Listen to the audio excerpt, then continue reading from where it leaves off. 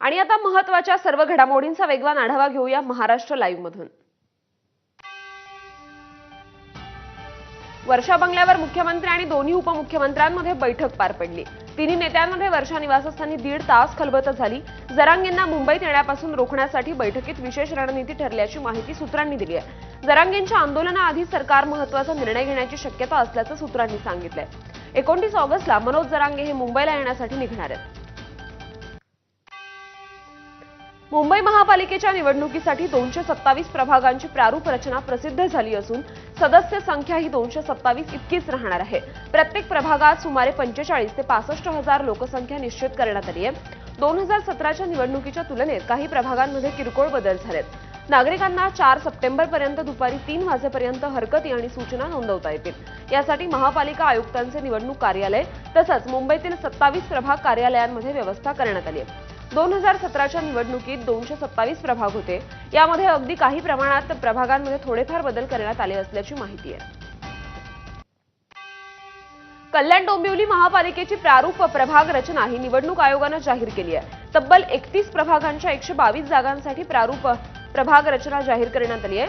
31 प्रभागांमध्ये 2 प्रभाग 3 सदस्यीय तर 29 प्रभाग हे 4 सदस्यीय असणार आहेत। कल्याण डोंबिवली महापालिकेची लोकसंख्या एकूण 15,18,762 इतकी आहे। नवी मुंबई महापालिका निवडणुकीसही बिगुल आता वाजलाय। पालिकेची प्रारूप प्रभाग रचना जाहीर करण्यात आली। निवडणुकीत 111 नगरसेवक निवडण्यासाठी 28 प्रभाग असतील। त्यापैकी 27 प्रभाग हे 4 सदस्यीय तर 1 प्रभाग हा 3 सदस्यीय असेल। प्रारूप प्रभाग रचनेवर नागरिकांच्या सूचना आणि हरकती मागवण्यात आल्या आहेत। त्यांचं निराकरण केल्यानंतर अंतिम प्रभाग रचना जाहीर केली जाईल। हे प्रारूप प्रभाग रचनेचा आराखडा मनपाच्या संकेतस्थळावर प्रसिद्ध करण्यात आला आहे। तर ठाणे महानगरपालिकेची प्रभाग रचना आज जाहीर होणार आहे। महापालिकेच्या वेबसाईटवरून प्रभाग रचना जाहीर करण्यात येईल। ठाणे महापालिकेचे आयुक्त आणि निवडणूक आयुक्तांची बैठक झाली। या बैठकीत प्रभाग रचनेला अंतिम मान्यता देण्यात आल्याची माहिती आहे। त्यामुळे प्रभाग रचनेत किती प्रभाग आणि नगरसेवक असणार हे पाहणं महत्त्वाचं ठरेल। पालघर नगर परिषदेची प्रारूप प्रभाग रचना जाहीर होण्याआधीच वादाच्या भोवऱ्यात सापडली आहे। 4 ऑगस्ट रोजी उपमुख्यमंत्री एकनाथ शिंदे यांनी थेट मुख्याधिकारी आणि जिल्हाधिकाऱ्यांना मंत्रालयात बोलावून दबाव टाकला आणि मनमर्जीने प्रभाग रचना बदलण्यास भाग पडलं असा आरोप माजी नगरसेविका अलका राजपूत यांनी केलाय। या प्रकरणात सर्वोच्च न्यायालयाच्या आदेशाचं उल्लंघन झाल्याचंही त्यांनी म्हटलंय। तर पालघर नगर परिषदेचं प्रारूप प्रभाग रचना नियमानुसार झालेली आहे। आक्षेप किंवा सूचना असल्यास नागरिकांनी नोंदवाव्यात असं मत पालघरच्या जिल्हाधिकारी डॉक्टर इंदुराणी जाखड यांनी व्यक्त केलंय। आगामी महापालिका निवडणुकीसाठी पुणे महापालिकेचा प्रारूप आराखडा जाहीर करण्यात आला। या निवडणुकीसाठी एकूण 41 प्रभाग असतील। यात 40 प्रभाग हे 4 सदस्यीय तर 1 प्रभाग हा 5 सदस्यीय असेल। एकूण 41 प्रभागांपैकी प्रभाग क्रमांक 38 हा 5 सदस्यीय असून उर्वरित 40 प्रभाग हे 4 सदस्यीय असतील। या संदर्भातील सूचना आणि हरकती 22 ऑगस्ट ते 4 सप्टेंबर पर्यंत स्वीकारण्यात येणार असून 5 सप्टेंबर दरम्यान नोंदवलेल्या हरकतींवर सुनावणी होणार आहे। पुण्याला बेसिकली जो काही आपल्याला 41 वॉर्ड्स आहे जे आम्ही केलेला आहे तयार, जे 2011ची लोकसंख्या आहे त्याला गृहीत धरून जो आम्हाला करायचा होता त्या हिशोबाने आमच्याकडे 5 सदस्यीय 1 वॉर्ड आहे आणि उर्वरित 40 वॉर्ड आहे त्या ठिकाणी 4-4 मेंबर्स असणार आहे। त्या हिशोबाने जो आपलं काम करायचं होतं आम्ही केलेलं आहे। पिंपरी चिंचवड महापालिका निवडणूक प्रक्रियेला अखेर वेग आलाय। पिंपरी चिंचवड शहरातील 32 प्रभागांची रचना जाहीर करण्यात आली आहे। 4 सदस्यांचा 1 प्रभाग यानुसार 128 जागांसाठी प्रारूप प्रभाग रचना जाहीर करण्यात आली। येत्या 4 सप्टेंबर पर्यंत सूचना आणि हरकती नोंदवल्या जाणार आहेत। तर 5 ते 12 सप्टेंबर दरम्यान नोंदवलेल्या हरकतींवर सुनावणी पार पडेल। राज्य निवडणूक आयोग या प्रभाग रचनेला अंतिम मान्यता देतील। त्यानंतर 3 ऑक्टोबर ते 6 ऑक्टोबरच्या दरम्यान पिंपरी चिंचवड महापालिका आयुक्त अंतिम प्रभाग रचना प्रसिद्ध करतील। त्यावेळी प्रसिद्ध झालेल्या प्रभाग रचनेच्या आधारावर महापालिका निवडणूक पार पडेल। नाशिक महानगरपालिकेची 4 सदस्यीय प्रारूप प्रभाग रचना जाहीर करण्यात आली। 2017 प्रमाणेच महापालिकेची प्रभाग रचना असेल। महापालिकेचे एकूण 31 प्रभाग आहेत। यातील 29 प्रभाग हे 4 सदस्यीय तर 2 प्रभाग हे 3 सदस्यीय असतील। रक्षाबंधनानिमित्त मुख्यमंत्री देवेंद्र फडणवीसांसाठी महाराष्ट्रातून संकलित केलेल्या राख्या त्यांना सुपूर्द करण्यासाठी राखी प्रदान सोहळा आयोजित करण्यात आलाय। हा विशेष कार्यक्रम दुपारी 12 वाजता दादर पूर्वेतील स्वामीनारायण मंदिराच्या योगी सभागृहात पार पडेल। यावेळी मुख्यमंत्री फडणवीस स्वतः उपस्थित राहणार असून राज्यभरातील बहिणींकडून आलेल्या प्रेमाचं प्रतीक या राख्यांद्वारे व्यक्त होणार आहे। मनसे अध्यक्ष राज ठाकरे आज पुणे दौऱ्यावर जाणार आहेत। दुपारी पुण्यातील मनसे पदाधिकाऱ्यांसोबत त्यांची महत्त्वाची बैठक होणार असून आगामी स्थानिक स्वराज्य संस्थांच्या निवडणुकांच्या पार्श्वभूमीवर ही बैठक घेतली जाणार आहे। मराठा आरक्षणासाठी सुरू असलेल्या मनोज जरांगे पाटील यांच्या आंदोलनाला पाठिंबा देण्यासाठी सकल मराठा समाजानं नाशिक आणि जालन्यात बैठकांचं आयोजन केलंय। या बैठकीत मुंबईत होणाऱ्या आंदोलनात त्या जिल्ह्यातील मराठा समाज किती कार्यकर्त्यांसह सहभागी होईल, कोणती मदत करता येईल यावर चर्चा होणार आहे।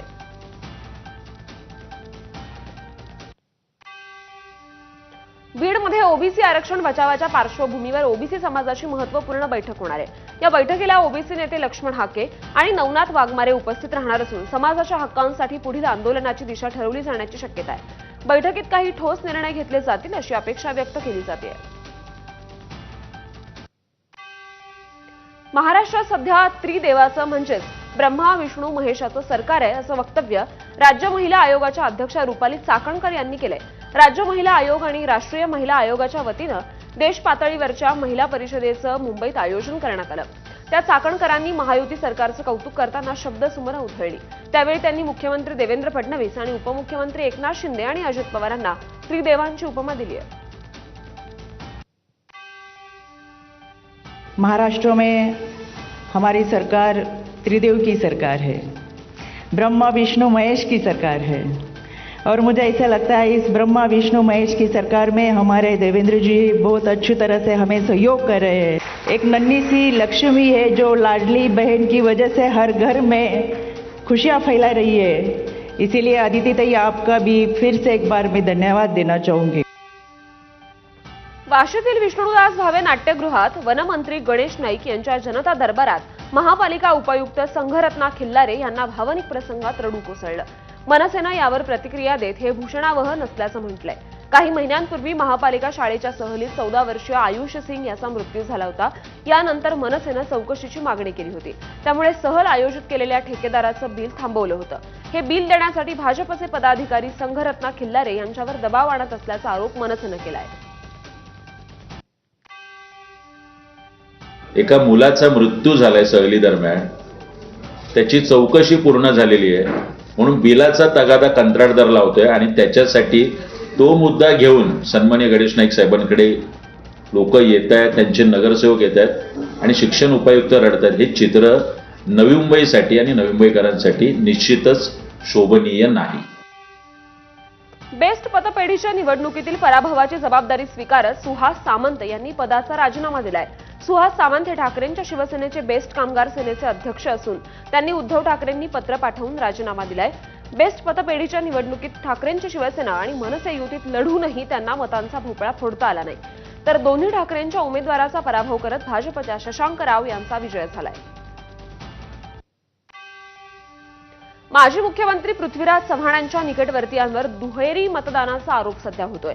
चव्हाणांचे पुतणे इंद्रजित, त्यांच्या पत्नी, आई आणि मुलाचं 3 ठिकाणी मतदार म्हणून नोंदणी असल्याचं समोर आलंय। तसंच चव्हाणांचे दुसरे पुतणे राहुल यांच्यासह त्यांच्या परिवाराचंही 3 ठिकाणी मतदान आहे। वय बदलून नाव नोंदणी केल्याचा आरोप भाजपच्या पदाधिकाऱ्यांचा कराडमध्ये पत्रकार परिषद घेऊन त्यांनी केला, तर चव्हाणांच्या निकटवर्तीयांनी निवडणूक आयोगाची दिशाभूल केल्याचा आरोपही भाजप पदाधिकाऱ्यांनी केलाय। हा विषय बरोबर चव्हाण यांच्या नातेवाईकांनी, त्यांच्या कुटुंबियांनी राजकीय फायदा घेण्यासाठी वेगवेगळी नावं, वेगवेगळे पत्ते, वेगवेगळी वय वापरून त्या ठिकाणी त्यांचं हा गोळ नाही म्हणायचा म्हणजे गोळ अधिकार आम्हाला नाही। अशा व्यक्तीच्या कुटुंबातीलच लोक जर अशी करत असतील तर सर्वसामान्य लोकांनी काय करायचं? दरम्यान मुख्यमंत्र्यांनी देखील या प्रकरणावर प्रतिक्रिया दिली आहे। अतुल भोसलेंनी जे आरोप केले त्यातून खरं मतदान चोर कोण आहेत हे समोर आलंय, याचं उत्तर राहुल गांधींनी द्यावं अशी मागणी मुख्यमंत्र्यांनी केली आहे। अतुल बाबा भोसलेंनी या ठिकाणी जे सत्य समोर आणलेलं आहे त्यातनं खरे वोट चोर कोण आहेत हे आता स्पष्ट झालेलं आहे. आता वोट चोरीचा सगळा कॉन्ट्रॅक्ट राहुल गांधींनीच घेतलेला आहे आणि मला असं वाटतं की आता याचं उत्तर राहुल गांधींनी दिलं पाहिजे. तर मुख्यमंत्री देवेंद्र फडणवीस हे निवडणूक आयोगाची वकिली का करतायत असा सवाल काँग्रेस नेते नाना पटोले यांनी केला. दुबार मतदानाची गडबड निवडणूक आयोगानं थांबवली पाहिजे. तसंच मतदार यादीत कुणाची 2 वेळा नावं येत असतील तर ती आयोगाची जबाबदारी आहे असं नाना पटोलेंनी म्हटलंय.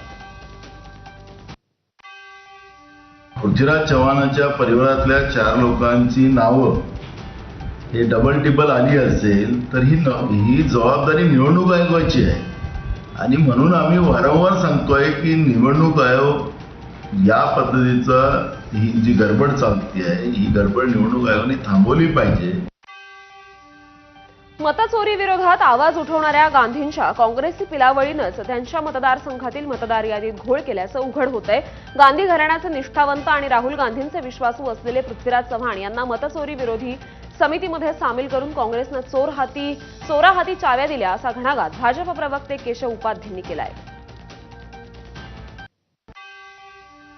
राहुल गांधींचे अत्यंत विश्वासू, गांधी घराण्याचे अत्यंत विश्वासू पृथ्वीराज चव्हाण मतचोरी विरोधी मोहिमेचं प्रमुख केलंय.